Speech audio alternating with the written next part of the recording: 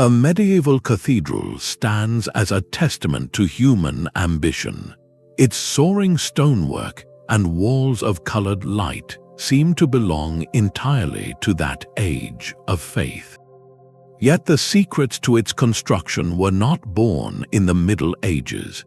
They were inherited, a legacy passed down from brilliant minds over 1,000 years prior. This is the story of the engineers of the ancient Mediterranean and their medieval legacy. By the end of this journey, you will see the fingerprints of Roman, Greek, and Byzantine masters on the very foundations of Gothic Europe. We will uncover how the principles behind aqueducts and siege engines were preserved through times of great change, only to be reborn in the shape of cathedrals and castles. How did a civilization that forgot the recipe for concrete learn to build higher than ever before? What invisible thread connects a philosopher in Alexandria to a mason at Chartres? When you look at a monument from the past, how do you decide what is truly original? The key to this legacy lies not in a single blueprint, but in a unique way of thinking. Ancient engineers did not see themselves as merely builders of walls or bridges. They were problem solvers on a grand civic scale, their minds weaving together disciplines we keep separate today. A single individual might design a harbor to withstand winter storms, calculate the precise slope for an aqueduct channel, and then devise a spectacular mechanical stage for a public festival. This was engineering as a total art, a fusion of mathematics, natural philosophy, and public spectacle. Its primary fuel was urgent physical necessity. How do you keep a city of 1 million people from thirst? You build aqueducts that march across the landscape. How do you protect the frontiers of an empire? You master the geometry of fortifications and the physics of the catapult. And how do you proclaim the glory of a state? You raise temples and monuments that seem to defy the very weight of stone. This practical, holistic philosophy was born and refined in the Mediterranean basin. This sea was not a barrier but a liquid highway. A technique for arch construction perfected in Greece could sail to the coast of North Africa. A method for hydraulic cement developed in Italy might find its way to the ports of the Levant. This constant exchange created a shared toolkit of ideas, a common language of engineering that stretched from the Nile to the Tiber. It was this deep, versatile foundation, this accumulated wisdom of solving humanity's oldest problems with water, stone, and force, that would later be unearthed and adapted by master masons in a very different world. They would inherit not just forgotten machines, but a mindset. That shared toolkit had a master architect, and its name was Rome. To understand what medieval builders would later inherit, we must first grasp the sheer physical ambition of Roman engineering. It began with a radical reimagining of the very stuff of the world. While others built with cut stone, the Romans invented a new kind of rock. They called it opus cementitium, a mixture of volcanic ash, lime, and rubble that could be poured into wooden molds. This was not simply mortar, it was artificial stone, and it hardened even underwater. With it, they sculpted the skeleton of their empire, from the foundations of harbors to the soaring curve of the Pantheon's dome. This material science was paired with a profound geometric insight, the arch. An arch is a deception, a way of making stone behave like a rope. Each wedge-shaped block, called a voussoir, presses against its neighbors, channeling the tremendous weight above it down and outward into supporting piers. This simple principle allowed Romans to span rivers with bridges like the Pont du Gard, to create vast interior spaces in bathhouses, and to stack layers of arches into monumental facades. The arch gave birth to its extended forms, the barrel vault, a continuous arch creating a tunnel, and the mighty dome, an arch rotated in a circle. This was the structural vocabulary of Rome, a grammar of space and support written in concrete and brick. But then a silence fell. As the Western Empire's political unity dissolved, the intricate supply chains for that special volcanic ash were broken. The institutional knowledge held by imperial engineering corps faded.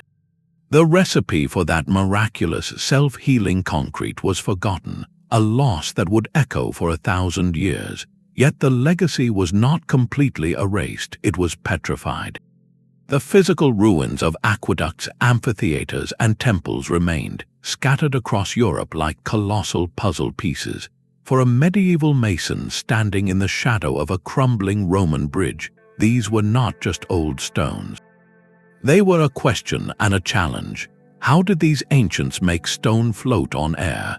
The ruins became a silent, enduring textbook, the first and most powerful teacher for a new generation of engineers who would have to rebuild the world from the foundations up.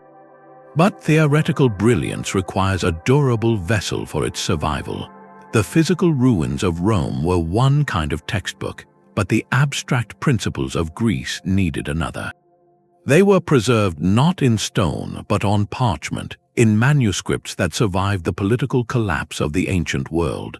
These texts became treasures, copied and recopied by scribes in monasteries from Ireland to the deserts of the Middle East. In quiet scriptoria, by the light of a single candle, the works of Archimedes on levers and floating bodies, the geometric proofs of Euclid, and the mechanical treatises of Hero were painstakingly preserved. This was not an act of nostalgia, but one of profound utility for the medieval mind. A monk studying geometry was aligning his soul with the divine order of creation, yet the same principles could explain the stability of an arch. The abstract mathematics that described the harmony of the spheres could also calculate the load-bearing capacity of a pillar. This created a powerful fusion, the Greek love of pure reason married to the medieval drive for spiritual and physical structure. When a master mason in the 12th century puzzled over how to distribute the weight of a new cathedral's vault, he was not just solving a building problem.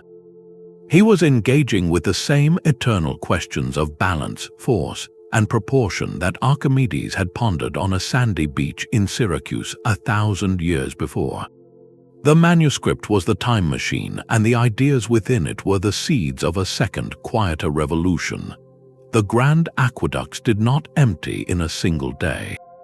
The true legacy of Rome's collapse was not a sudden darkness, but a slow, pervasive forgetting.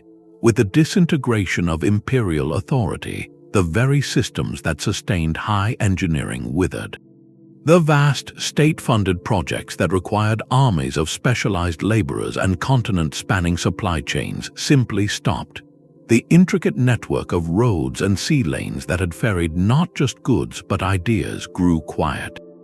The literate administrative class that could commission and understand complex technical manuals dwindled. What remained were the silent, crumbling monuments themselves, now indecipherable to the communities that lived among them. An aqueduct arch, its channel dry and choked with weeds, was no longer a marvel of hydraulics. It was just a strange, giant stone bridge to nowhere, a puzzle whose instructions had been lost. The unified, Mediterranean-wide conversation of engineering shattered into 1,000 local dialects. The deep, interconnected knowledge of how to move water, span space, and lift mass fragmented into scattered, isolated skills. A village might remember how to repair a simple watermill, but the mathematics to design a new one from scratch had sailed away with the last imperial engineer. This was the Great Disruption, a centuries-long narrowing of ambition and understanding, where survival often meant making do, not building anew. Yet in this quieter world, knowledge did not die. It sought refuge, finding sanctuary in two very different vessels. In the West, within the thick, protective walls of monasteries, scribes became the new guardians of the flame. Their primary mission was spiritual, copying scripture and theological works, but in the process, they preserved the secular seeds of geometry, astronomy, and mechanics found in classical manuscripts. These texts were not studied for building bridges, but for contemplating the divine architecture of the universe. Yet the principles they contained, the timeless laws of number and form, remained intact on the parchment, waiting. Meanwhile, far to the east, the light never fully went out. In Constantinople, the capital of the surviving Eastern Roman Empire, the engineering tradition lived and breathed. Here, the state still functioned. Emperors still commissioned massive fortifications, like the monumental land walls that repelled invaders for centuries, and vast cisterns like the Basilica cistern, with its forest of recycled classical columns. Byzantine engineers maintained a living, continuous library of techniques in masonry, siegecraft, and hydraulics. They were the curators of the ancient toolkit, adding innovations of their own, and they held this knowledge close, a strategic asset as precious as gold. For a time, these two worlds, the fragmented West with its silent stone textbooks and preserved parchments, and the sophisticated East with its living practice, existed in parallel, separated by a gulf of politics and faith. But history has a way of forcing conversations, and a single, desperate cry for help would soon bridge that divide, sending a torrent of preserved knowledge flooding back into the West. Constantinople was more than a city, it was a living library of applied knowledge. While Western Europe fragmented into smaller kingdoms, this capital on the Bosphorus Strait maintained an unbroken line of imperial engineering for over 1,000 years. Its architects and military engineers did not just preserve old Roman blueprints, they actively improved upon them, creating a dynamic, evolving tradition. The greatest testament to this is the Hagia Sophia, a building that redefined what was possible with stone and light.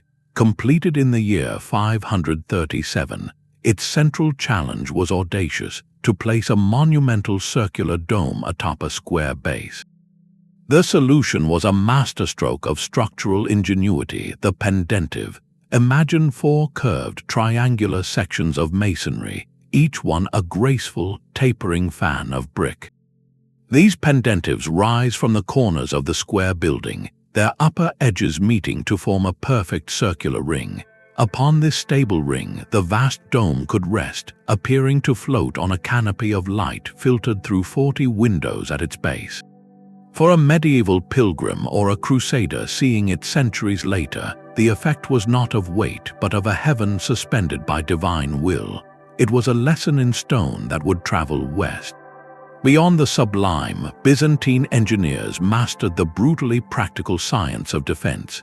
The Theodosian land walls were a multi-layered masterpiece of military architecture.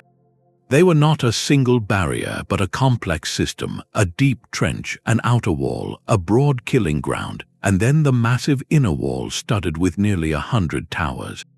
This design created a deadly funnel, breaking the momentum of any assault and subjecting attackers to fire from multiple levels.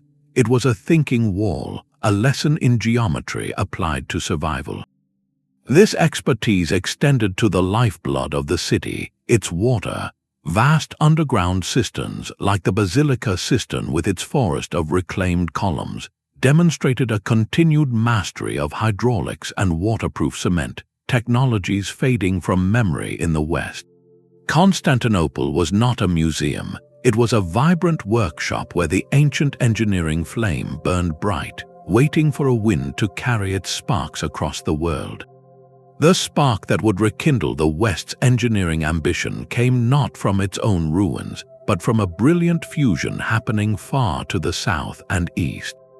As the Islamic caliphates expanded, their scholars did something extraordinary.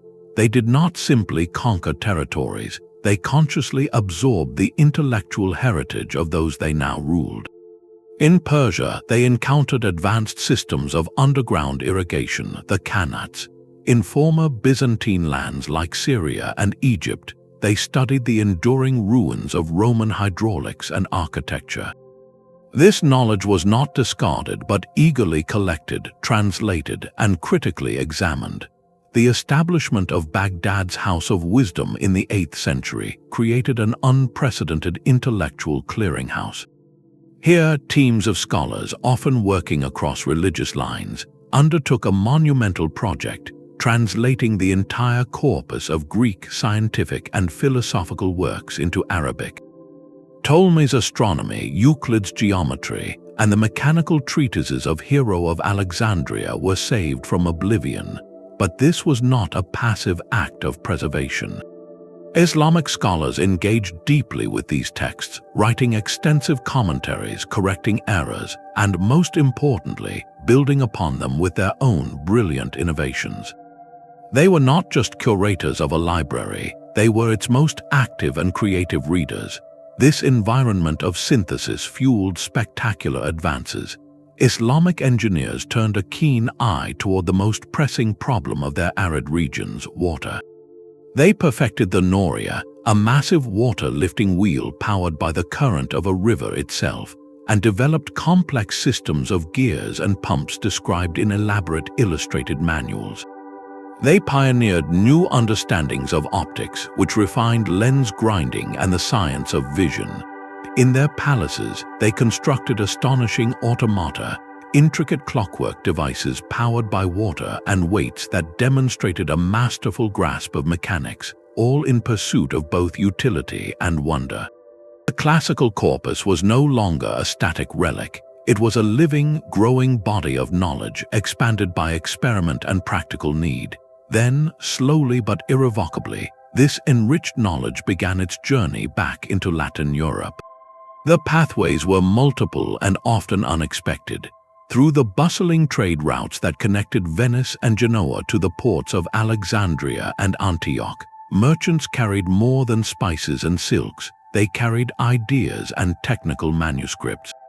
The military encounters of the Crusades, for all their conflict, also forced a direct and jarring technological confrontation.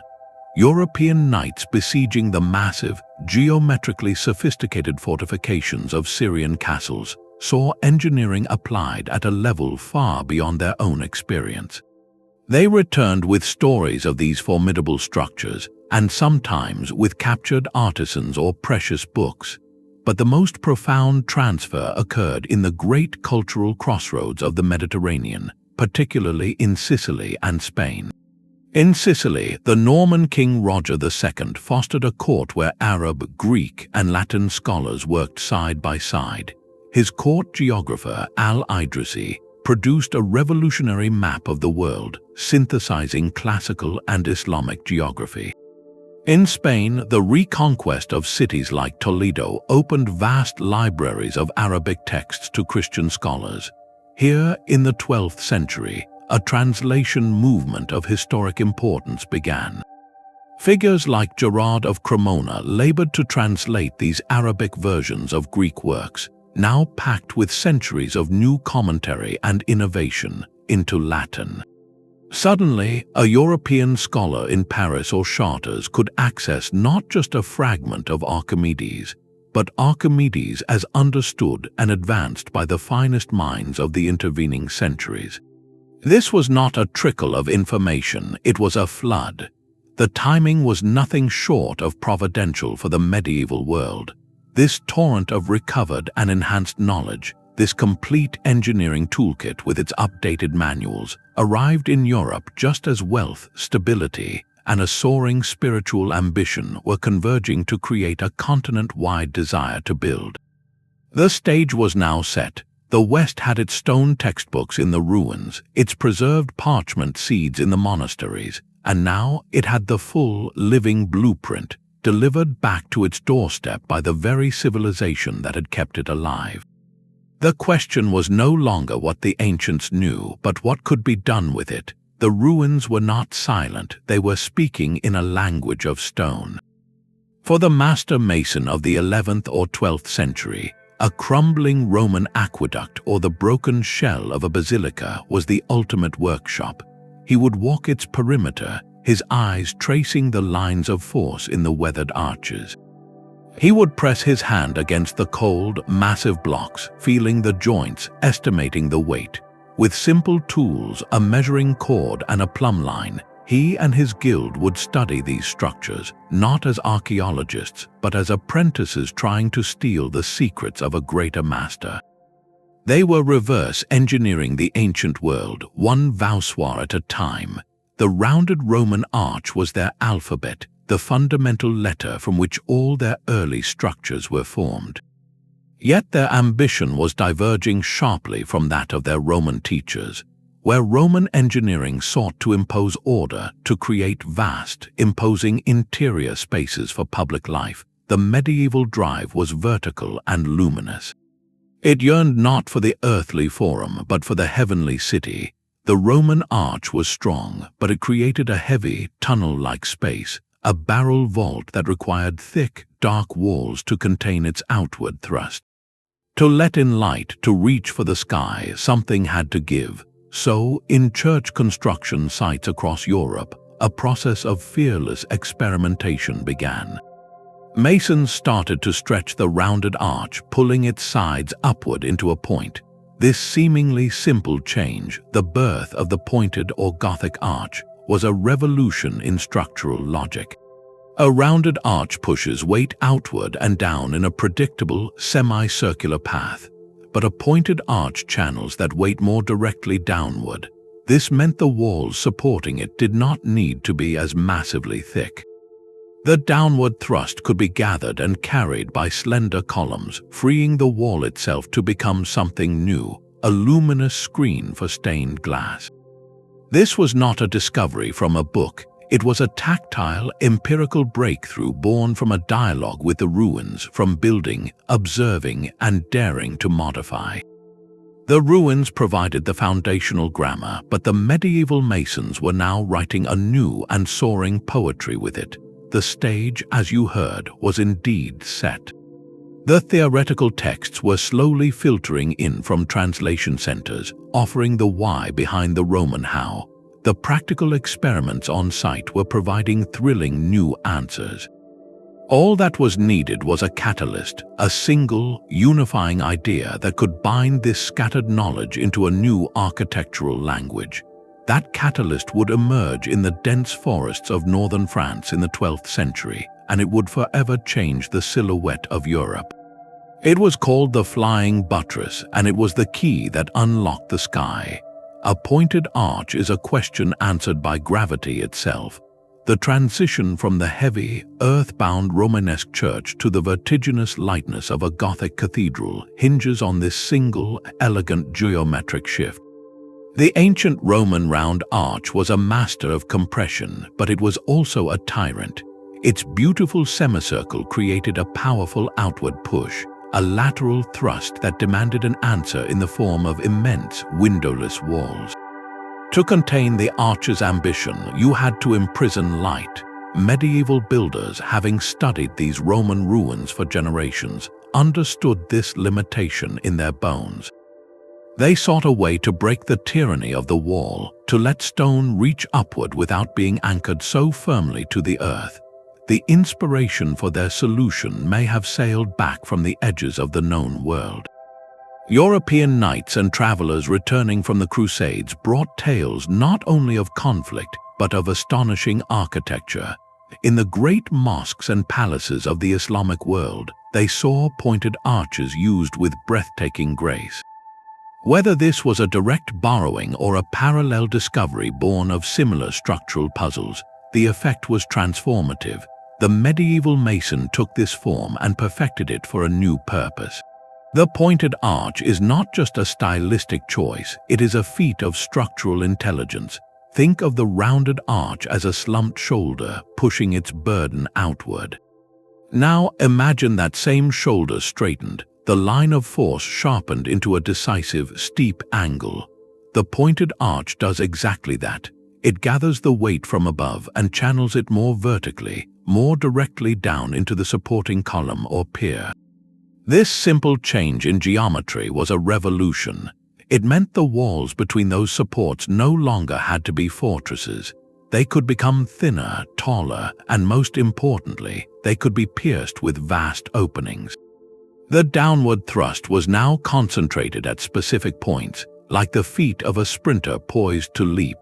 This concentration of force demanded a new kind of support system, one that would soon evolve into the iconic external skeleton of stone we recognize today. The pointed arch was the key that turned in the lock, and with its click, the entire architectural language of Europe changed. It allowed the solid, muscular architecture of the Romanesque to dissolve into a lattice of stone and light, proving that the true evolution of an ancient idea lies not in copying it, but in understanding its principles well enough to transform them completely. But a pointed arch still needs an answer for that remaining outward push. The medieval solution was to give that force a path to escape, not through the wall but around it. They invented the Flying Buttress, a structural masterstroke that created an exoskeleton of stone. Picture a graceful, segmented stone arch leaping from a massive external pier to meet the high wall of a cathedral's nave. This is not decoration, it is a carefully calculated machine. The thrust from the interior vault, channeled downward by the pointed arches, hits the upper wall and seeks to push it outward. The Flying Buttress intercepts this force, catching it like a stone arm and redirecting it along its own curve, down into the external pier, which is often weighted with a pinnacle to anchor it firmly to the earth. It is a brilliant externalization of the structural problem. With this system in place, the interior wall was liberated. It no longer had to be thick and solid to resist push, it only had to hold itself up. The wall could now dissolve into a lattice of stone tracery filled with colored glass, transforming the very nature of sacred space, where Roman engineering created vast, dark interiors defined by mass medieval engineers using this evolved ancient principle, created cages of light defined by luminous void. The Flying Buttress was the logical, breathtaking extreme of the arch, a form the Romans themselves never envisioned. It was a declaration that the medieval builder was no longer just a student of ruins, but a confident innovator who had taken the ancient toolkit and built something entirely new from its parts. While cathedrals reached for the heavens, another kind of engineering was transforming the earth itself. Far from the bustling cities, in the deep valleys and remote forests of 12th century Europe, a quiet revolution in practical knowledge was taking root. The agents of this change were not master masons, but monks of the Cistercian order. These men sought solitude and spiritual purity, yet in their pursuit of an isolated, self-sufficient life, they became some of the most systematic engineers of the medieval world.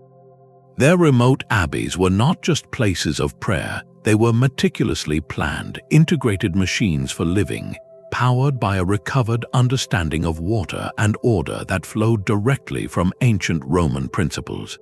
A Cistercian monastery was a model of rational design. Its church, cloister, dormitory, and workshops were arranged according to a strict, standardized plan that echoed the disciplined grid of a Roman military camp or town. This was architecture as a diagram of a well-ordered life and mind, a direct inheritance of the Roman appreciation for symmetry and systemic planning. But the true engineering marvel lay outside the cloister walls. To achieve their ideal of self-sufficiency, the Cistercians needed to master their environment, and water was the key. They became virtuosos of hydraulics, seeking out sites with abundant springs and streams. Using techniques that would have been familiar to a Roman aqueduct engineer, they constructed elaborate networks of stone-lined conduits and channels. This was not for monumental display, but for profound utility. Fresh, running water was channeled first to the abbey's fountain and kitchen for drinking, then to the lavatorium for washing, and finally to the latrines, creating a primitive but effective sanitary system long before such concepts were common. But the water's work was not done. The same channel, now carrying waste, would be directed to flush the monastic drains before being channeled further to power mills for grinding grain, fulling cloth, or forging iron. Every drop was assigned a purpose in a cascading sequence of use, a masterpiece of integrated resource management. This systematic, almost industrial approach to water management was a living preservation of Roman hydraulic engineering, applied not to supply a metropolis, but to sustain a spiritual community. The Cistercians did not keep this knowledge to themselves. Their order was a vast, interconnected network, with hundreds of abbeys spread from England to Poland. Each new foundation sent out a team of experienced monks from an established mother house. These teams carried with them the standardized plans, the technical know-how for water systems, and advanced agricultural methods like systematic drainage and soil management. In this way, the Cistercians acted as a continent-wide diffusion system for practical engineering. They turned marginal wetlands into productive farmland, introduced efficient milling technology, and demonstrated how to organize a landscape for both spiritual and material prosperity. Their legacy is a powerful reminder that the medieval reinvention of ancient engineering was not confined to soaring stone vaults. It flowed just as powerfully through the quiet, orderly channels of a monastic millrace, quietly shaping the fields, economies, and daily lives of a continent on the rise. The quiet order of the monastic millrace required a different genius to shape the sky. On the chaotic, sprawling building sites of the great 13th century cathedrals, a new kind of professional emerged from the dust and din. He was the master mason, and he stood at the precise intersection of ancient theory and medieval practice. More than a skilled stonecutter, he was the project's chief engineer, architect, and mathematician all in one, the direct heir to the holistic role of the Roman architectus. His authority was not granted by noble birth, but earned through a profound synthesis of knowledge. He had to understand the geometry transmitted in those recovered classical texts, the static logic of forces that explained why an arch stood or fell. Yet he also had to possess the tactile, hands-on wisdom of the quarryman and the carpenter, knowing how stone split along its grain and how wood scaffold bore weight. This fusion of the cerebral and the manual elevated building from a mere craft to a revered intellectual pursuit, a science written in limestone and light. The master mason's mind was his most vital tool, and he trained it through a unique and mobile education. Unlike the cloistered monk, he was a man of the road. He traveled from one monumental project to another, from charters to rhymes to Amiens, carrying his knowledge in a portable form. His most precious possessions were his sketchbooks and collections of templates, thick parchments or wooden patterns etched with the precise profiles of arches, window tracery, and column bases. These were not just personal diaries, they were working encyclopedias, constantly updated with solutions observed, invented, or adapted. In them, we see the living conversation of medieval engineering.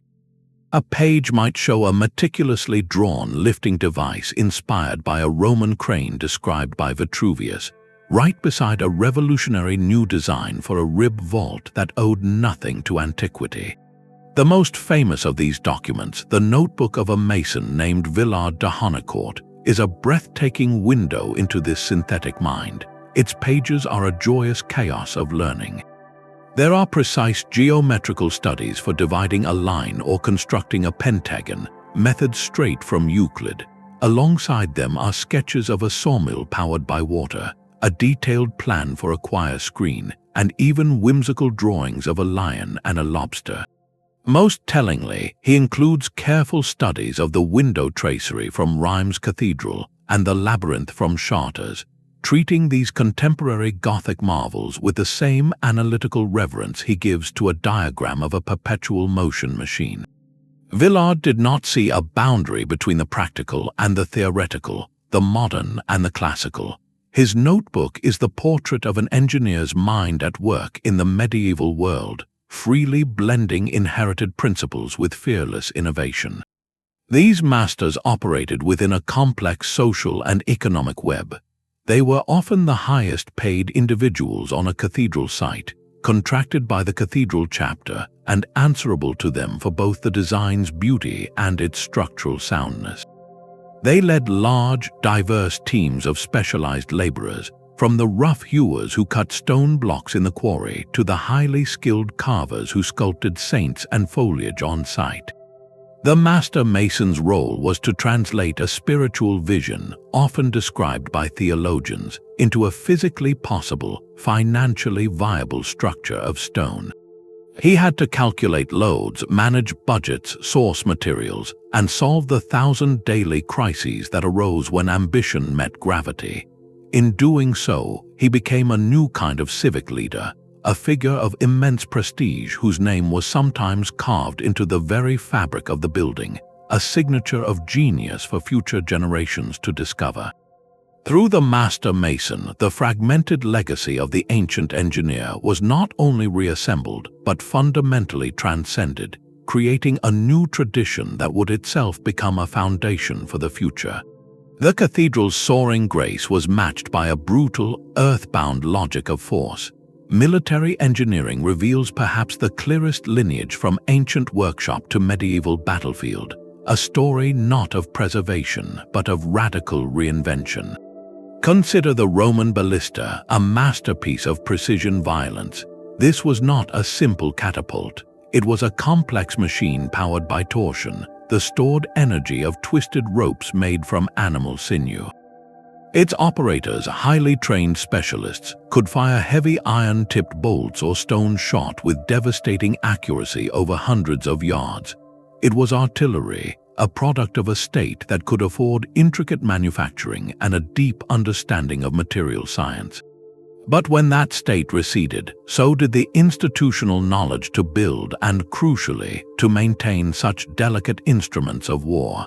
The recipe for the ideal sinew rope, the precise ratios for its torsion bundles, the specialized carpentry, all faded into obscurity. The ballista did not disappear overnight, but it became a ghost, a machine remembered in fragments but no longer reproducible at scale. The medieval world inherited the strategic problem, the need to break stone walls, but not the specific tool to solve it. So engineers did what they had learned to do. They returned to first principles.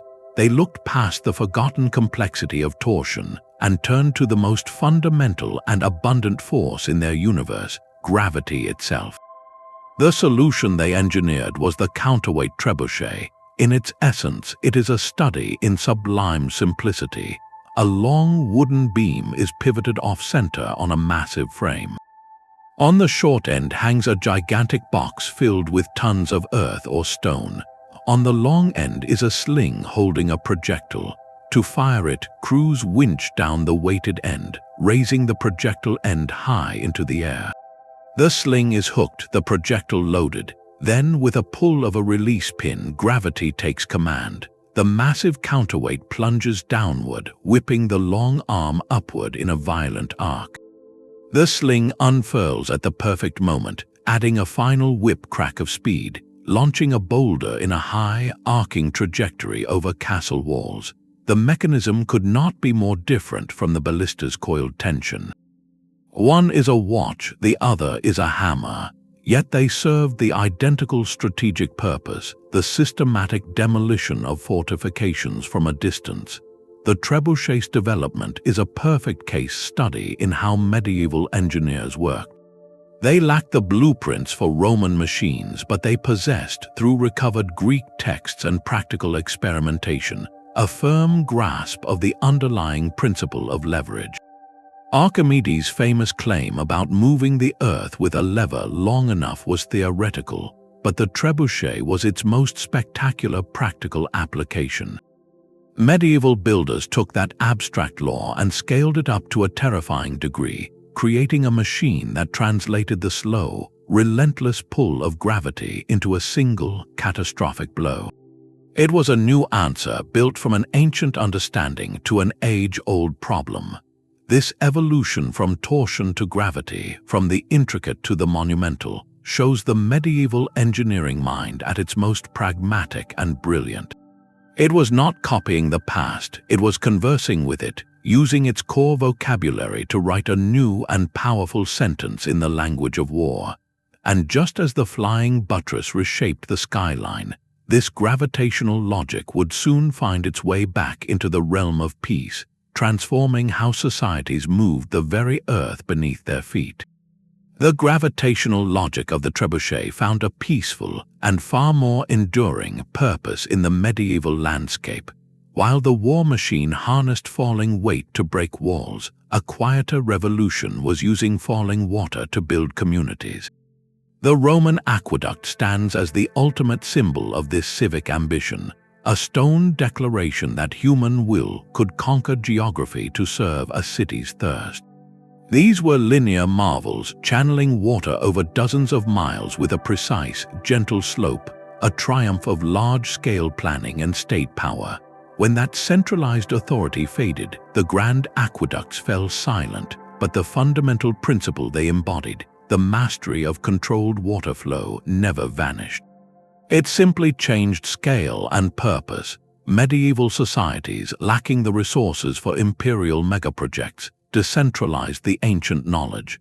They adapted the Roman genius for hydraulics into a networked, capillary system that powered daily life and fueled economic growth. The aqueduct's long, single channels splintered into countless smaller streams, called leats or millraces, carefully dug to divert water from rivers and springs. This was not for monumental display, but for profound utility. The goal was to create a concentrated, falling column of water, to capture the energy of descent that a Roman engineer would have meticulously minimized in his channel. At the end of a carefully graded millrace, the water would pour onto the paddles of a large wooden wheel. This was the watermill, the medieval engine. Its gears translated the wheel's rotation into grinding power for grain, pounding hammers for beating cloth in the fulling process, or later, massive trip hammers for forging iron. Each mill was a direct, humble descendant of Roman hydraulic engineering, repurposing the ancient understanding of channel gradient, sluice gates, and flow control. The millrace itself was a miniature, applied aqueduct, its slope calculated not just to move water, but to accelerate it to the optimal speed for turning the wheel. This decentralized network of water power became the mechanical heartbeat of the medieval economy. A town's prosperity was often measured by the number of mills on its river. Monasteries, as you've heard, perfected these systems for self-sufficiency, but the technology spread to every growing settlement.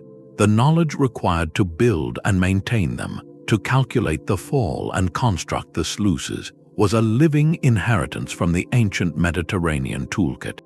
It was Roman engineering stripped of its marble facade and put to work in the oak and stone of the local mill, driving the nascent industries that would slowly transform the European world. The silent, soaring aqueduct had taught a lasting lesson that water was not just for life but for leverage. The medieval world learned that lesson and then built 1,000 wheels to prove it.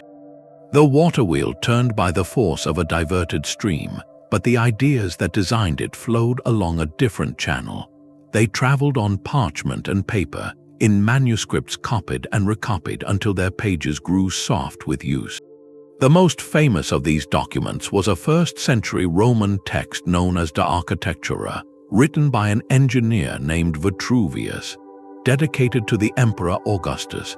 This single work attempted to capture the entire knowledge of Roman building, from city planning and material science to the design of aqueducts, theaters, and siege engines. For centuries after the empire's fall, it was a ghost, a title mentioned by other authors but whose full text was lost to Western Europe. Then, in the 9th century, a complete copy was rediscovered in the library of a northern monastery. This was a monumental find, a direct line to the mind of a Roman architectus. Yet its immediate impact in the medieval period was subtle, more like a deep underground aquifer than a rushing river. The Latin was dense and technical, filled with obscure references to long-vanished building practices. For a master mason on a hectic worksite, it was not a practical handbook.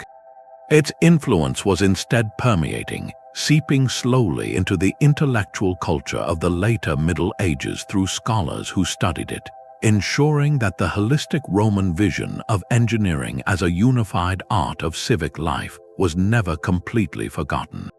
The true, immediate textbooks of the Gothic builder were far more humble and direct. They were the practical sketchbooks and pattern books carried in a mason's toolkit. Imagine a thick sheaf of parchment, its edges stained with charcoal and wax. On its pages, you would find a glorious, practical chaos. Precise geometric diagrams show how to divide a circle into 12 equal parts to lay out a rose window. Detailed sketches depict a treadwheel crane or a complex scaffolding system. Page after page shows the profiles of moldings, the tracery of arches, the patterns for rib vaults, each one labeled with cryptic notes and dimensions. These were not theoretical treatises, they were working encyclopedias, the accumulated wisdom of a lifetime on the scaffold. They were passed from master to apprentice, copied and amended with each new project, creating a living, evolving technical literature that crossed Europe as their owners traveled from one great building site to another. Within these pages, the legacy of the ancient Mediterranean found its most dynamic expression. A master mason might have on one page a perfect Euclidean construction for an equilateral triangle, knowledge preserved through Arabic translations of Greek texts. On the very next page, he would apply that same geometry to solve a wholly new problem, designing the intricate stone web of a Gothic fan vault that Euclid could never have imagined. The pattern book was a crucible where classical principle and medieval innovation fused. It held the timeless rules of number and form, and beside them, the bold new shapes those rules could produce. This was the tangible transmission of ideas, not through a single, monumental book like Vitruvius's, but through 1,000 grimy, indispensable notebooks, each one a testament to the engineer's endless conversation with the past, constantly rewriting the manual for the future. The pattern book was a private manual, but the cathedral itself became a public one, carved in stone for all to see. A Gothic cathedral was far more than a place of worship. It was a permanent, three-dimensional encyclopedia of engineering knowledge, its every line and curve a lesson in applied mathematics. To stand in its nave is to stand inside the mind of a master mason, a mind shaped by centuries of inherited wisdom. The structure itself is the first and greatest chapter. Look up at the rib vault, that elegant web of stone overhead. Each rib is not decoration, it is a carefully calculated load-bearing member, channeling the weight of the ceiling down through slender columns. The entire skeletal system of pointed arches, ribs, and flying buttresses is a giant diagram of forces made visible, a static lesson in how to make stone defy its own nature. This was geometry you could walk through, statics you could feel in the upward sweep of every pier. The education continued in the sculptural programs adorning the walls and portals. Among the saints and biblical kings, you might find detailed depictions of the mechanical arts. A stone carver might be shown at his bench, a blacksmith at his forge, or a mason with his compass and square. These were not just tributes to labor, they were affirmations that the skills of building, of shaping the material world, were a sacred and necessary form of knowledge, a direct inheritance of the ancient techne or practical art. This visual curriculum even extended to the floor. The great labyrinth set into the pavement of Chartres Cathedral is often interpreted as a spiritual metaphor, a path for pilgrims to walk in contemplation. But for the masons who built it, its intricate, unicursal pattern would have also represented a supreme geometric puzzle, a testament to the precision and complex layout skills required to construct the very building that housed it. Every element, from the foundational plan to the final pinnacle, served a dual purpose, spiritual and instructional.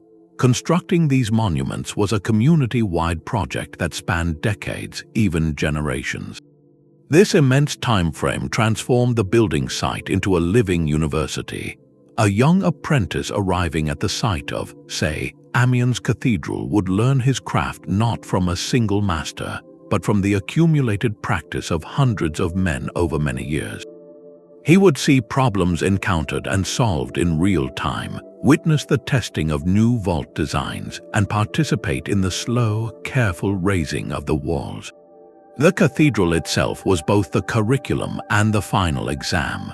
In this way, the advanced techniques refined from the legacy of the Mediterranean world, the principles of the arch, the geometry of Euclid, the hydraulic logic of the mill, were not just used, they were cemented into the very culture of European craftsmanship. The Stone Encyclopedia did not merely store knowledge, it replicated it, training each new generation to think like an engineer, ensuring that the hard-won lessons of the past would never again be so completely lost. The Cathedral's Stone Encyclopedia taught a language that soon spoke across the entire landscape. This revived engineering mindset was never confined to the service of the divine. It was equally dedicated to the demands of commerce, defense, and daily survival. The same principles that lifted a vault toward heaven were used to bridge rivers, fortify borders, and reshape the very map of Europe. A perfect example stands in the Rhone River at Avignon, the Pont Saint-Bénézet. Begun in the 12th century, this was no humble crossing. Its builders faced a wide, powerful river, a problem a Roman engineer would have recognized instantly. Their solution was a direct application of the ancient Mediterranean toolkit. They constructed sturdy stone piers in the riverbed, and upon them, they raised a series of graceful, rounded stone arches, creating a roadway across the water. This was Roman bridge engineering reborn, not from a surviving blueprint, but from a mason's understanding of the arch's fundamental logic, likely honed by studying the ruined Roman bridges that still dotted the countryside. The impact was profound. Such a bridge was not just a convenience, it was an economic lifeline. It connected trade routes, allowed for the safer, faster movement of goods and people, and brought wealth directly to the growing town at its gates. The engineering legacy was literally paving the way for a more connected, prosperous world. This same pragmatic genius was hardening the horizons with a new kind of fortress. Early medieval defense had often relied on the motte and bailey, a simple earthen mound topped with a wooden tower. But as conflict intensified and the lessons from Byzantine and Crusader encounters filtered back, castle design underwent a radical geometric transformation. The key insight was defense in depth. The old, single-high wall was vulnerable. The new model was the concentric castle, a masterpiece of applied geometry. Picture not one wall, but 2 or even 3 complete rings of fortification, one inside the other. The outer wall was lower, so defenders on the higher inner walls could shoot over the heads of their own comrades to rain projectiles down on attackers trapped in the deadly space between the walls. Every element was calculated. Towers were no longer square, which had vulnerable blind corners, but round or D-shaped to deflect siege engine shots and provide overlapping fields of fire. Gatehouses transformed into intricate, maze-like killing zones with multiple portcullises, murder holes, and sharp turns to break an assault's momentum. This was not brute strength, it was strategic thinking petrified into stone. A castle like Crac des Chevaliers in the Holy Land, or later, Edward I's castles in Wales, were 3-dimensional puzzles designed to channel and defeat an enemy's force. They were the direct descendants of the sophisticated defensive geometry honed for centuries by Byzantine engineers at Constantinople, now adapted and built across Europe. The castle became the ultimate expression of feudal and royal power, a statement of territorial control made possible by the advanced engineering principles regained from the ancient world. The reach of this toolkit extended into the very heart of burgeoning towns. As populations grew, so did the need for security and civic infrastructure. Stone walls, more formidable than old wooden palisades, encircled urban centers, their design borrowing from castle architecture with strategically placed towers and fortified gates. Harbors were improved with new quays and breakwaters, applying Roman-inspired hydraulic understanding to protect merchant ships and stimulate maritime trade. Even civic buildings like guild halls and town markets began to showcase the new architectural confidence, using stone vaulting and larger windows to create impressive public spaces. This widespread application is the true testament to the legacy's success. The required engineering knowledge was not a secret art for cathedral builders alone. It was a versatile, practical science that seeped into every facet of medieval life. It enabled the urbanization of Europe by making dense, secure, and functional communities possible. It strengthened the authority of lords and kings who could now command these formidable structures. From the sacred to the secular, from the bridge that carried a farmer's cart to the castle that defined a kingdom's border, the fingerprints of the ancient Mediterranean engineers were everywhere, proving that their greatest gift was not a single technique, but a resilient way of solving the world's most pressing physical problems. Yet for all this brilliant adaptation, the medieval world did not receive a complete inheritance. Some chapters of the ancient engineering manual were torn out and lost for 1,000 years. The most profound loss was a material one, the very substance that had built the Roman Mediterranean. The secret of their hydraulic concrete, a mix that could cure and harden even submerged in seawater, vanished with the empire that perfected it. This was not just a better mortar, it was a transformative technology. With it, Romans built harbors that defied ocean storms and aqueduct channels that never leaked. The medieval builder, master of the gravity-powered arch, had no equivalent. He could span a river with stone, but he could not easily make a durable breakwater in a tidal estuary or a perfectly waterproof reservoir. The recipe, dependent on specific volcanic ash and a closely guarded mixing process, faded from memory, a silent limit on what could be rebuilt from the ruins. This loss points to a deeper truth. The medieval achievement was a selective brilliance, working marvels within the boundaries of its own time. Consider the Antikythera mechanism, that astonishing bronze artifact recovered from an ancient shipwreck.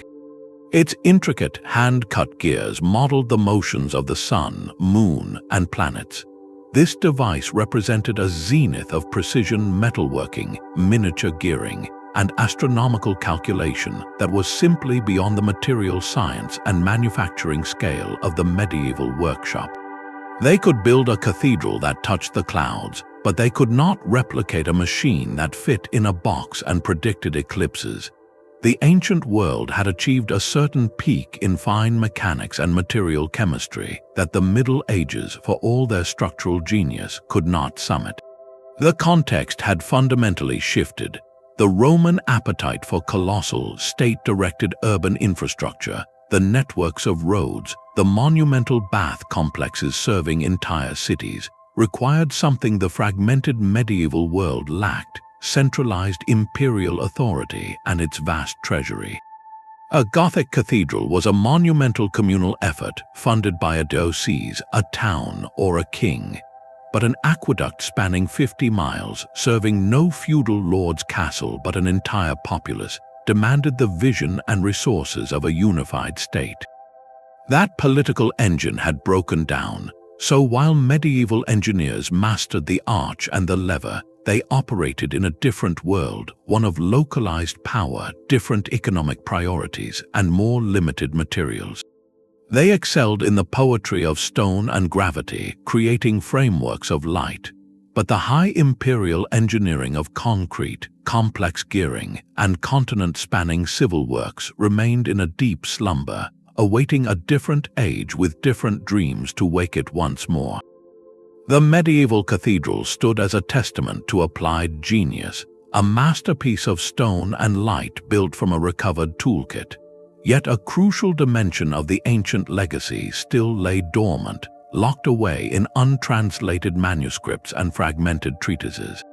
The full intellectual inheritance of Greece and Rome awaited a generation that would seek it out not just for practical building, but for its own sake. This shift in mindset from pragmatic application to passionate revival would ignite the Renaissance and complete the circle of transmission. While the medieval mason learned from the physical ruin, the Renaissance humanist became an archaeologist of the text. Scholars now scoured monastic libraries across Europe and forged connections with counterparts in the Byzantine and Islamic worlds, actively hunting for complete copies of classical works. Their goal was not merely to find a useful diagram for a crane, but to recover the entire philosophical and theoretical foundation of ancient knowledge. This was a conscious, systematic effort to reclaim a lost world of thought. Figures like Leon Battista Alberti and later Leonardo da Vinci did not see Vitruvius's 10 books on architecture as a curious relic. They pored over its pages as a direct conversation with a Roman master, absorbing its holistic vision where art, science, and engineering were inseparable. They studied the recovered works of Archimedes on hydrostatics and mechanics, and the fantastical automated theaters described by Hero of Alexandria. For them, these were not historical footnotes, but vibrant blueprints for a new era of invention. The Renaissance engineer, therefore, stood in a uniquely privileged position. He had before him the full, translated theoretical texts of antiquity, the very source code of classical thought, and beneath his feet, he had the monumental, physical proof that those principles worked, in the form of the Gothic cathedrals, fortified castles, and engineered landscapes built by his medieval predecessors. He could read Archimedes' proof on the lever, and then walk into a cathedral close to see a massive treadwheel crane, a direct application of that principle, hoisting stone blocks 200 feet into the air. He could study Vitruvius's ideal human proportions and then see those same harmonies reflected in the measured bays of a Romanesque nave. The medieval period had done the hard, practical work of reintegrating ancient engineering into the fabric of a new society. It had kept the flame alive through application, turning abstract principles into lived reality. The Renaissance could now fan that flame with the full breath of classical theory, creating a powerful fusion. Leonardo's notebooks are the ultimate expression of this synthesis. On a single page, you might find a meticulous study of the gears in a Roman watermill described by Vitruvius, a groundbreaking anatomical drawing informed by rediscovered Greek medical texts, and a visionary sketch for a flying machine inspired by the observation of birds and the laws of physics. He was not choosing between the ancient and the medieval, he was weaving them together into something entirely new. This unbroken chain of intellectual inheritance, from the Mediterranean workshop to the monastic scriptorium to the Renaissance studio, ensured that the legacy was not a series of disconnected rediscoveries, but a continuous, evolving conversation. The Renaissance did not simply copy antiquity. It engaged with it on a deeper level because the medieval world had already proven its principles could build a new world. The stage was now set for that conversation to leap from parchment and stone into the realm of universal law, where the final secrets of the ancient engineers would be translated into the language of mathematics itself. Brunelleschi faced a stone circle of impossible dimensions. The Cathedral of Santa Maria del Fiore in Florence had a gaping octagonal hole in its roof, over 130 feet wide, left by generations of builders who could not conceive of how to cover it. The design explicitly forbade the use of external Gothic flying buttresses, considering them a foreign, northern style. The city fathers were stymied. They needed a dome, but the medieval toolkit, for all its brilliance, offered no clear precedent for a span of this magnitude without that crucial external support. The solution would not come from a textbook, but from a mind trained to see the old world with new eyes. Filippo Brunelleschi was a goldsmith by training, a master of intricate detail and precise measurement, but he had also walked the streets of Rome as a young man, sketching the colossal ruins. He stood for days inside the Pantheon, studying the curve of its concrete dome, a Roman achievement that had stood unmatched for over 1,000 years. Yet he could not simply copy it. The recipe for Roman concrete was still lost, and the Pantheon structure relied on a continuous pour of that miraculous material. Florence would be built of brick and mortar. Brunelleschi's genius was to reverse engineer the principle, not the substance. He proposed a radical design, a double-shelled dome. The inner shell would form the majestic interior ceiling, while a thinner, steeper outer shell would protect it from the weather. The space between them created a structural lattice, lightening the overall weight while adding immense rigidity, much like the hollow bones of a bird. But how to build this curvature without massive, expensive wooden centering? The temporary support framework that usually held an arch or vault in place until the mortar set. The span was too great for any feasible timber construction. His answer was a stroke of architectural audacity. He employed a herringbone pattern for the brickwork. Instead of laying the bricks in horizontal rings, which would have caused the wet mortar to slump outward before it cured, he set them in a spiraling, diagonal pattern. Each brick laid at an angle locked against its neighbor, transferring the weight inward toward the center of the dome as it rose. The structure essentially supported itself as it grew, each completed ring becoming the foundation for the next. It was a self-building arch, an ancient geometric idea executed with medieval craft. To make this possible, he had to first solve the problem of the building site itself.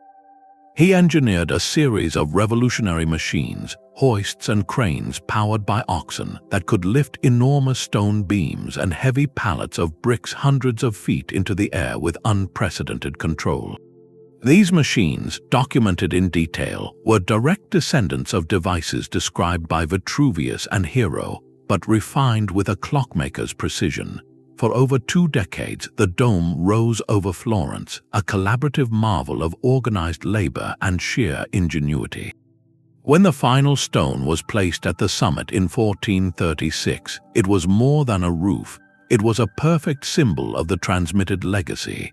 Brunelleschi had looked back to the Pantheon for its ambition and geometric purity, the ancient half of the equation. Then he looked to the medieval mason's empirical craft, his understanding of materials and machinery, and fused them into something entirely new. The dome was neither purely Roman nor purely Gothic. It was a Renaissance synthesis, proof that the conversation between the ancient Mediterranean engineer and his medieval heir had reached a triumphant, breathtaking climax. Brunelleschi's dome was a testament to the hand and the mind working as one. Yet for such a synthesis to even be possible, the work of the hand first needed to be seen as worthy of the mind's attention. This intellectual revolution occurred not on a scaffold, but in the quiet of a Parisian monastery. In the early 12th century, a theologian named Hugh of St. Victor undertook a monumental task to map the entire landscape of human knowledge. His work, the Didascalicon, was meant as a guide for students, a roadmap to learning. Within its pages, he made a startling and profound declaration.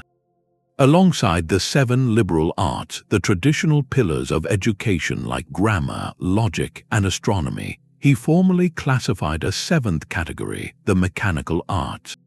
This was not a minor footnote. Hugh placed architecture, metalworking, agriculture, navigation, and other practical crafts on the same conceptual map as philosophy and mathematics. He argued that these arts were essential to human life, a necessary response to humanity's physical needs and vulnerabilities after a foundational event in sacred history. By weaving the mechanical arts into the very fabric of divine providence, Hugh granted them a dignity they had rarely enjoyed in scholarly circles. The engineer, the mason, the blacksmith were no longer merely manual laborers. Their work was now a form of sacred philosophy, a virtuous engagement with the material world that helped repair a broken creation and sustain human society. This was a radical shift in perspective. For centuries, practical work had often been viewed through a classical lens that separated the contemplative life of the mind from the active life of the body. Hugh's framework dissolved that boundary. It provided a powerful theological and intellectual justification for preserving, studying, and improving the technical knowledge of the past. Suddenly, the ancient treatises on geometry or hydraulics were not just practical manuals for building things. They were keys to understanding the orderly, mathematical principles with which the universe itself was built. A master mason calculating the load of a vault was not just solving a construction problem. He was participating in the divine act of bringing order from chaos, mirroring the work of the original architect. This philosophical climate created a fertile environment for the recovery of ancient engineering knowledge. Monks in scriptoria could now copy a text on Roman aqueducts or Greek mechanics with a clear conscience, seeing it as an act of pious scholarship that served both God and community. It encouraged the very translation movements in Spain and Sicily that recovered the works of Aristotle and Archimedes, because those texts illuminated the laws governing the mechanical world. Hughes' classification gave medieval Europe a language to value its own builders. It helped transform engineering from a set of scattered, local crafts into a respected branch of systematic knowledge, a legacy of the ancient world worthy of serious study and deliberate advancement. The soaring cathedral, therefore, was not just an engineering marvel. It was the physical manifestation of a new idea that the hand that carved stone and the mind that contemplated heaven were engaged in the very same sacred work. A dome in Florence could not have risen without a road in Spain. The grand synthesis of knowledge that fueled the Renaissance was not a spontaneous event, but the final result of centuries of quiet, relentless movement. Ideas are not ethereal, they are carried in the minds of people, and they travel on the same roads as pilgrims, soldiers, and sacks of grain. The transmission of engineering knowledge was a physical process, a slow, continent-wide circulation of human experience following the ancient pathways of necessity and faith. The Mediterranean Sea, that liquid crossroads of antiquity, never ceased to be the central artery for this exchange.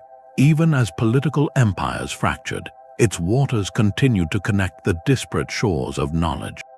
A merchant galley sailing from Venice to Alexandria carried more than spices and silks in its hold. It carried the potential for a transformed skyline. On board might be a traveler who had sketched the ingenious double shell of a Byzantine dome, or heard tales of a new lifting device used in the shipyards of the Levant. The journey itself was a conduit, and every port was a node in a vast, informal network of learning. The Crusades, for all their conflict, became one of history's most jarring and effective technology transfers. Knights and soldiers who went east to capture holy sites returned with something unintended, a profound education in advanced engineering. They had seen it with their own eyes, the formidable concentric walls of Syrian castles like Crac des Chevaliers, a masterclass in defensive geometry that made their own square keep castles seem primitive. They encountered sophisticated hydraulic systems in fortified cities, complex water wheels and aqueducts that sustained communities under siege. These were not abstract concepts in a book, they were physical realities that had repelled their armies. Returning home, these warriors brought back more than relics. They brought back a new standard for what was possible in stone and water, directly inspiring the evolution of European castle design. Alongside the soldiers traveled scholars and artisans, some fleeing conflict, others seeking opportunity, carrying manuscripts and craft secrets with them. This east-to-west flow was matched by a deliberate westward migration of texts. The great translation centers of Toledo in Spain and Palermo in Sicily became intellectual powerhouses precisely because they sat at the crossroads of cultures. In Toledo, after the Christian reconquest, the vast libraries of Arabic texts stood open. Here, scholars like Gerard of Cremona labored not to conquer territory, but to conquer ignorance. They translated the works of Aristotle, Euclid, and Archimedes from Arabic into Latin, but crucially, these were not pure Greek originals. They were versions enriched with centuries of commentary, correction, and innovation by Islamic scholars. A European monk in a Parisian cloister reading a new Latin translation from Toledo was not accessing a dead past. he was reading a living, updated conversation about mechanics, optics, and mathematics. Similarly, in the Norman court of Sicily, Greek, Arabic, and Latin scholars worked side by side, comparing texts and creating new syntheses under the patronage of a king who valued knowledge as a tool of statecraft. Meanwhile, along the pilgrimage routes of Europe, another kind of transmission was occurring. The road to Santiago de Compostela in northwestern Spain was one of the medieval world's great highways, traversed by hundreds of thousands of faithful from every corner of the continent. This river of humanity also carried craftsmen. A master mason from Burgundy, fulfilling a vow, would walk for months to reach the shrine. Along the way, he would stop at towns and cities, seeing half-constructed cathedrals and bridges. He might spend a season working on a new chapel at a hostel to pay for his journey, sharing his techniques with local builders and learning theirs. Upon reaching the great Cathedral of Santiago itself, he would study its famed portico of glory, absorbing the sculptural styles and structural solutions. On his return journey home, he carried these visual and tactile lessons in his memory and in his sketchbook. This constant, slow circulation ensured that a novel method for carving a capital in Lombardy could find its way to a workshop in Normandy, or that a clever design for a rib vault perfected in England might influence a mason working on the Rhine. It was a continent-wide apprenticeship, a web of shared practice woven one journey at a time. The result was a remarkable coherence in European engineering. A Gothic cathedral in Chartres, a castle in Wales, and a Cistercian mill in Poland might look different, but they were all speaking variants of the same technical language, a language whose vocabulary had been assembled piece by piece across 1,000 miles of sea and stone. The legacy of the ancient Mediterranean was not a treasure chest discovered in one spot. It was a stream fed by countless tributaries, flowing slowly but surely into the mind of a new age. A cathedral is a financial instrument as much as a spiritual one. The soaring vaults and intricate facades we admire today were not born from prayer alone, but from a complex and powerful social engine that fueled innovation. This engine ran on two essential fuels: the deep pockets of ambitious patrons and the organized skill of professional guilds. Without this robust social and economic framework, the recovered knowledge of the ancient world would have remained locked in manuscripts, a theory without a workshop. The driving force was patronage, a relationship as old as civilization itself. In the medieval world, three primary sources of patronage emerged, each with distinct motives yet converging on the same goal of monumental construction. The church stood first and foremost. A bishop or abbot commissioning a new cathedral was investing in the glory of God and the salvation of his own soul. Such a project declared the power and piety of a diocese, attracting pilgrims whose donations would fund further work. It provided a stable, long-term vision, often spanning the lifetimes of several bishops, allowing for the slow, costly experimentation that led to breakthroughs in vaulting and structure. Parallel to this was royal and feudal patronage. A king like Henry III in England or Philip Augustus in France needed castles to secure his borders, fortified towns to project his authority, and bridges to facilitate trade and the movement of his armies.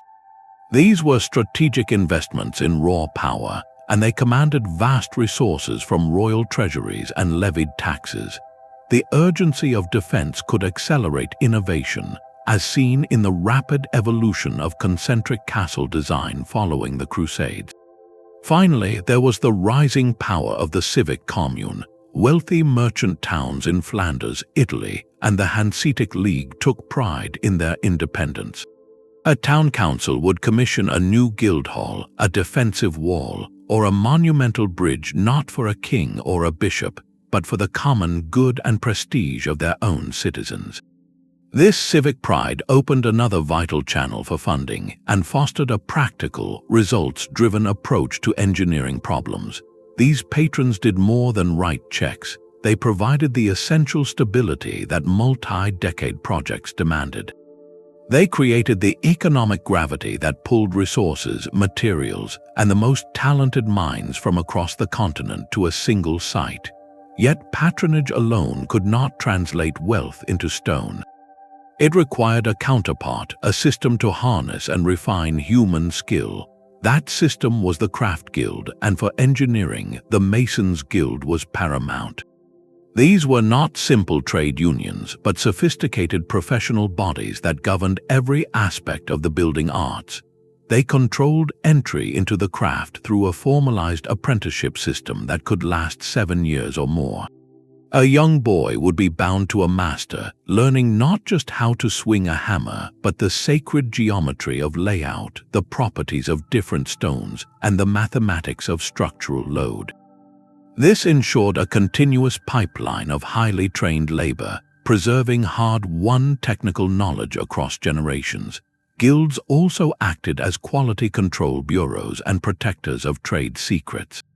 They established standards for materials and workmanship, punishing those who used inferior stone or faulty mortar. The intricate tricks of the trade, the ideal mix for setting mortar in cold weather, or the precise template for a complex window mullion, were guarded within the guild, passed from master to apprentice in the lodge on the building site. This protected the economic value of their skill and maintained the safety and integrity of the structures they built. Perhaps most importantly, the guild system gave the master mason his social and professional standing. He was not a common laborer, but a respected professional who could negotiate contracts, lead large teams, and even earn a place in civic ceremonies. This professionalization of engineering talent was crucial. It meant that the man solving the puzzle of a flying buttress was a career expert, his judgment trusted by bishops and kings alike. The synergy between patron and guild created a fertile ecosystem. A bishop provided the capital, the land, and the divine inspiration. The guild provided the trained minds and hands to realize that vision, and in the space between vision and reality, innovation flourished. The patron's ambition pushed the guild to attempt the unprecedented, to build higher, wider, and more luminously than ever before. The guild's accumulated expertise made those audacious dreams physically possible, turning risk into calculated experiment. This social framework, this marriage of wealth and wisdom, of faith and craft, was the indispensable crucible.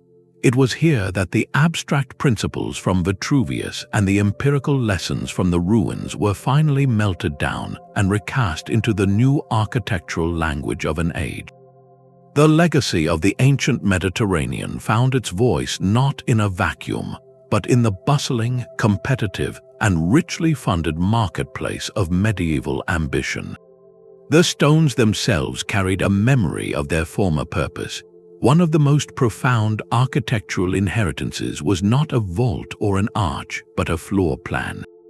When early Christian communities sought spaces for their growing congregations, they did not look to pagan temples, which were designed as houses for a statue of a god, not gatherings for the faithful. Instead, they turned to the Roman basilica. This was a secular building, the civic heart of a Roman town, a long, rectangular hall used for law courts, markets, and public meetings. Its design was brilliantly pragmatic, a wide central nave flanked by lower side aisles, all covered by a wooden roof.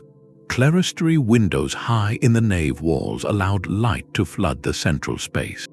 Christian architects saw in this layout a perfect vessel for their new liturgy. They simply reoriented it, placing the altar at one end where the Roman magistrate's tribunal would have stood.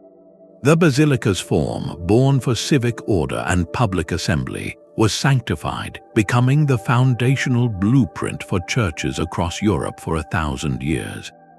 The very shape of Christian worship was, in essence, a repurposed Roman courtroom, a direct echo of secular authority transformed into a framework for spiritual community. This dialogue between old forms and new faith extended upward into the very concept of sacred space.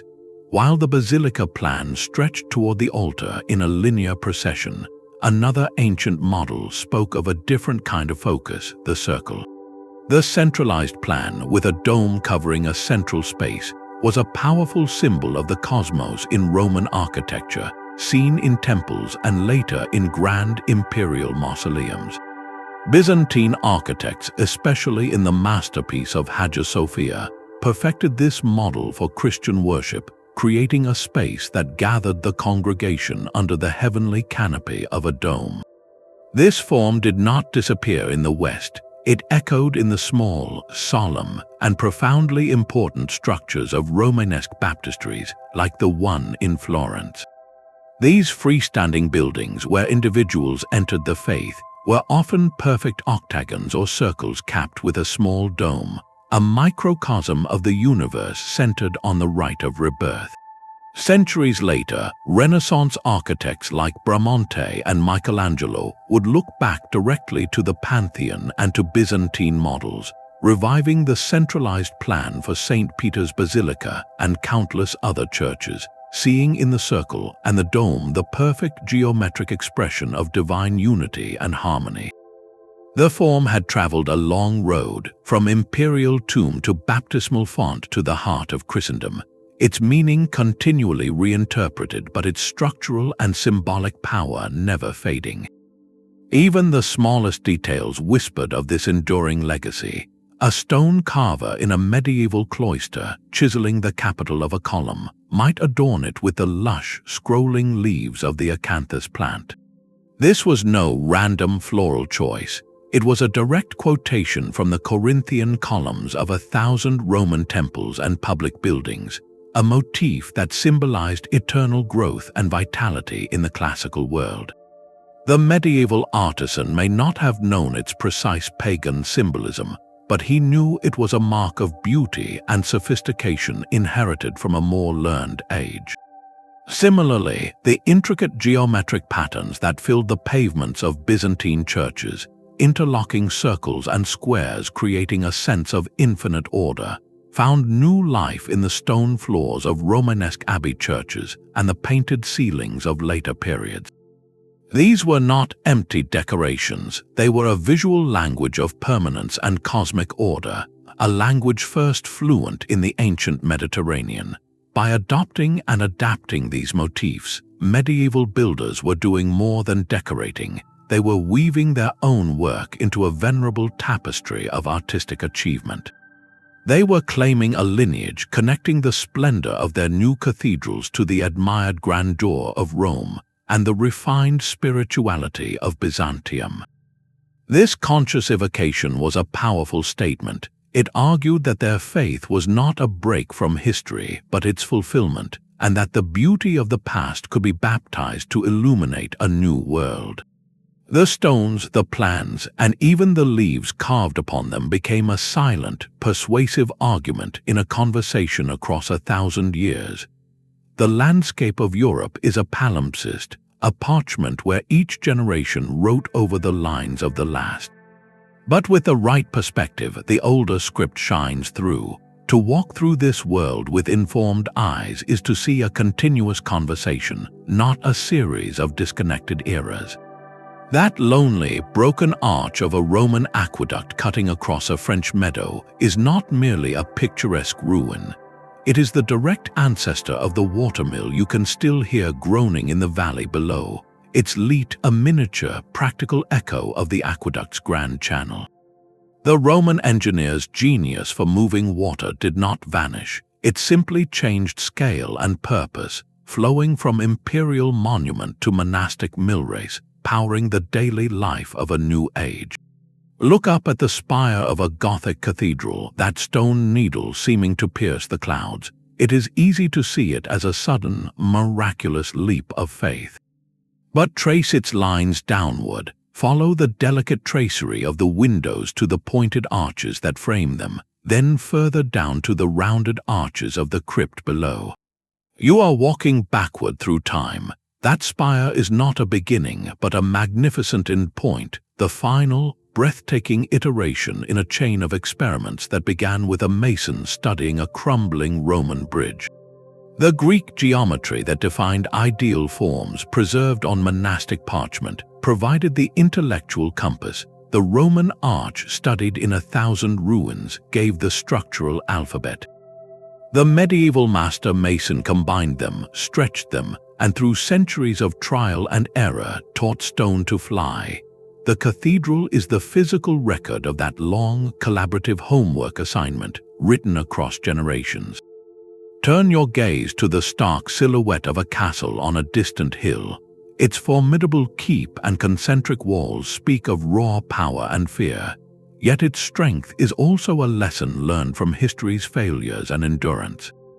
The simple, vulnerable design of early Roman frontier forts, overrun when imperial power waned, taught a hard lesson about defense in depth. The sheer, unyielding scale of the Theodosian walls at Constantinople, which repelled invaders for nearly 1,000 years, demonstrated the power of layered, geometrically sophisticated fortification. The medieval castle builder absorbed these stories. He did not copy the Theodosian walls stone for stone. He translated their principles, creating the concentric castle with its deadly killing grounds and round, deflecting towers. The castle is a martial argument built from the grammar of past defeats and victories. This is the true nature of the legacy. The engineers of the ancient Mediterranean did not bequeath a locked chest of finished blueprints. They passed down a living, breathing practice, a resilient way of thinking about the world's physical problems. It was a toolkit of principles, of geometry, hydraulics, and structural logic that proved adaptable far beyond its original context. The medieval world received this toolkit not all at once, but in fragments through ruins, manuscripts, and the hard-won experience of travelers and traders. They spent centuries reassembling it, not as a museum piece, but as a working instrument. They added new parts like the pointed arch and the flying buttress, and discarded others that no longer served, like the lost recipe for hydraulic concrete. What they built, from the humblest village bridge to the most sublime cathedral vault, was constructed quite literally upon ancient foundations. The medieval landscape is a dialogue in stone and water, a response to the questions posed by the Roman aqueduct, the Greek theorem, and the Byzantine dome. Their legacy was never a relic to be dusted off. It was a seed that fell into the fertile soil of necessity and faith and grew into a forest of new forms.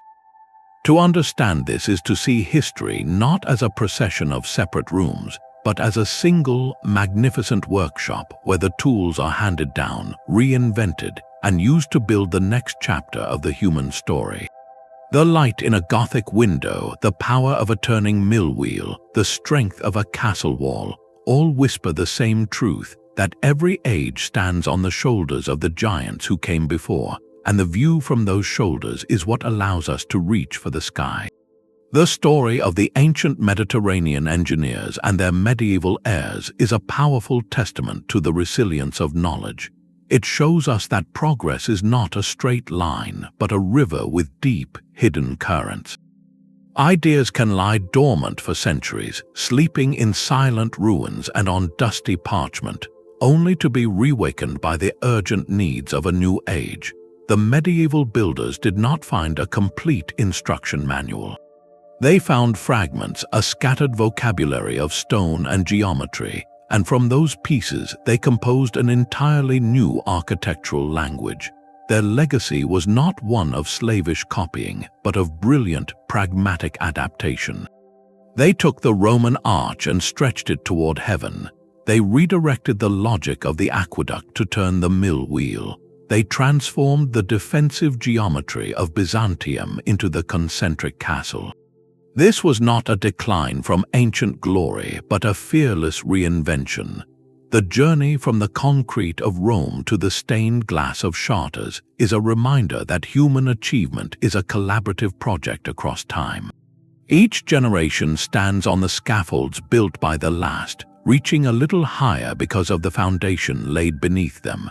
The light in a cathedral window, the power of a turning water wheel, the strength of a fortified wall, all whisper the same truth, that knowledge is the most durable material of all. It can be buried, forgotten, and fragmented, yet its principles endure, waiting for a curious mind to piece them together again in the service of a new dream. If you found this connection between eras as fascinating as I do, consider subscribing for more deep dives into the hidden threads of history. And I would love to hear your thoughts. Which ancient innovation, lost and found again, most astounds you? Share your reflections in the comments below.